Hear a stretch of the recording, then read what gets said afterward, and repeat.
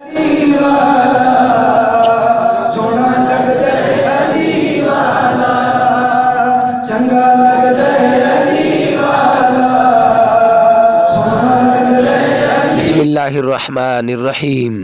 السلام علیکم ورحمۃ اللہ وبرکاتہ. عمران اسلامک اسٹوڈیو کے معزز خواتین و حضرات، امید کرتے ہیں کہ آپ خیریت، عافیت اور سلامتی کے ساتھ ہوں گے. اللہ رب العزت سے دعا گو ہوں کہ اللہ رب العزت آپ کو خیریت، عافیت اور سلامتی کے ساتھ رکھے.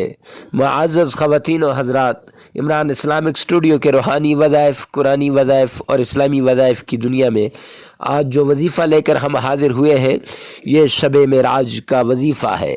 یہ 27 رجب کا وظیفہ ہے.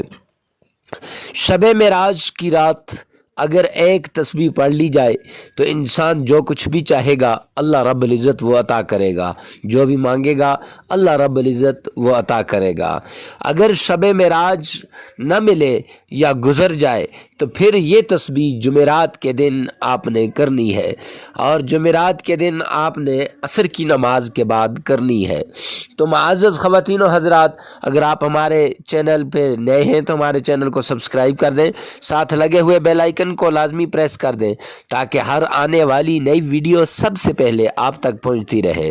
تو چلتے ہیں اپنے وظیفے کی طرف. آج کا وظیفہ کچھ یوں ہے کہ شب معراج ہو یا جمعرات کا دن ہو، سب سے پہلے سرکار دو عالم صلی اللہ علیہ وسلم پر آپ نے عقیدت بھرا درود پاک بھیجنا ہے 7 بار، اور اس طریقے سے پڑھنا ہے گویا سرور کونین تاجدار مدینہ جناب محمد مصطفیٰ صلی اللہ علیہ وسلم سامنے کھڑے ہیں.